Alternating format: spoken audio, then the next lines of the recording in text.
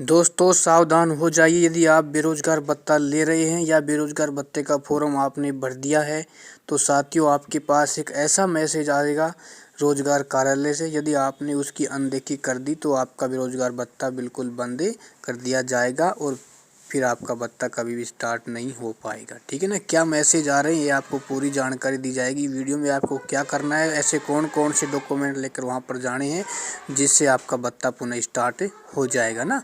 तो देखो साथियों, मेरा अनुरोध है आपसे कि यदि आप चैनल पर नए हैं तो आप चैनल को सब्सक्राइब कर ले व घंटी के बटन को ऑन कर ले, जिससे हम आपको बेरोजगार भत्ते की एक से बढ़कर एक जानकारी आप तक पहुंचाते रहे साथियों। ठीक है। और साथियों आज जो पेमेंट आएगा उसकी भी आपको जानकारी दी जाएगी। ठीक है। जो 22 को भी आया था ना, 23 को भी आया था, 24 को नहीं आया था, आज 25 को पेमेंट आएगा। किन किन जिलों का आएगा वो भी आपको इस वीडियो में जानकारी दी जाएगी। तो साथियों जैसा कि आप यहाँ पर देख पा रहे होंगे ये मैसेज आया है कब इसका, देखो भाई फॉर्म सबमिट हुआ था कब, इसका 8 मार्च को इसका फॉर्म सबमिट होता है और इसके कुछ दिन बाद इसके पास भाई मैसेज आता है कि भाई आपको करना क्या है। देखो मैसेज क्या आया था कि इसके पास फिजिकल वेरिफिकेशन का मैसेज आया है कि जो रोजगार कार्यालय ने इसके पास जो सूचना पोर्टल पे उस पर मैसेज भेजा है कि आपको अपने डॉक्यूमेंट लेकर रोजगार कार्यालय में प्रेजेंट होना होगा। ठीक है। क्योंकि उनको भाई क्या है, उनको शक है कि जो एक कैंडिडेट है हो सकता है ये किसी भी निजी कार्य में कार्यरत है, तो आपका वो सत्यापन करना चाहते हैं। साथियों मैंने आपको पहले बताया था कि जो कॉल वेरिफिकेशन होता है और फिजिकल वेरिफिकेशन है ना, कैसे भी आ सकता है।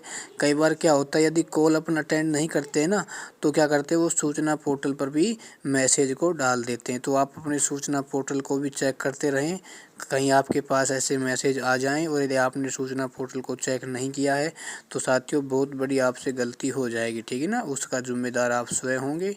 यदि आपके पास कॉल आती है वेरिफिकेशन के लिए तो बहुत अच्छी बात है ना।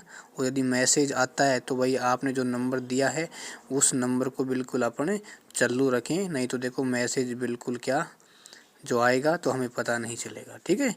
देखो इसमें सीधा यही लिखा हुआ है कि भाई आपका जो फिजिकल वेरिफिकेशन है इसके लिए आपको अपने रोजगार कार्यालय में आपके जो डॉक्यूमेंट है उनको लेकर प्रेजेंट यानी उपस्थित होना होगा। और साथियों इसमें देखो डॉक्यूमेंट कौन कौन से बताए हैं। देखो इसमें 10वीं की मार्कशीट आपको लेके जानी है, +2 की, ग्रेजुएशन की, आधार कार्ड, यदि आपके पास भाई मनरेगा जॉब कार्ड है तो वो भी लेके जाना है। देखो मनरेगा जॉब कार्ड इसलिए आपसे मंगवाते हैं कि भाई इसने कहीं मनरेगा का फ़ायदा तो नहीं उठाया है।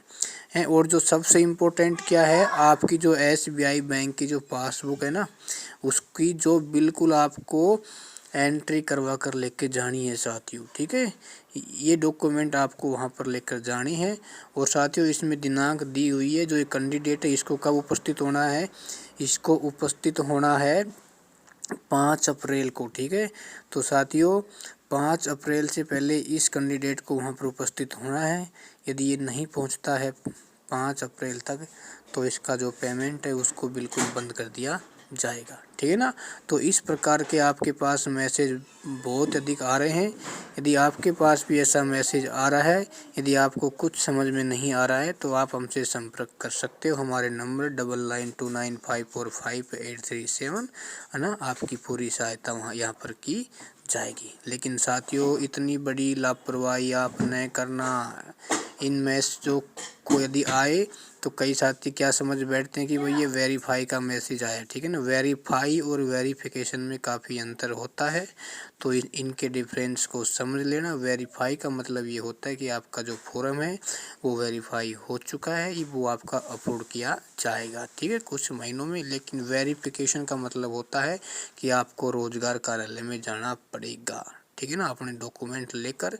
तो ऐसी गलती कभी ना करें, नहीं तो साथियों जो 4,000-45,000 रुपये आने वाले हैं वो आपके कभी भी आपको मिल नहीं पाएंगे और योजना से आप बिल्कुल बाहर हो जाएंगे। मुझे विश्वास है कि आपको ये जानकारी निश्चित रूप से समझ में आई होगी और इसका आपको फ़ायदा भी मिलेगा। लेकिन साथियों आपको जागरूक होना होगा। ठीक है ना, जागरूक होना होगा, तभी आप बेरोजगार भत्ता प्राप्त कर पाएंगे। ठीक है, नहीं तो समस्याएं आएंगी यहाँ पर। धन्यवाद। अच्छा लगे तो चैनल को आप सब्सक्राइब कर लेना। जय हिंद, जय भारत।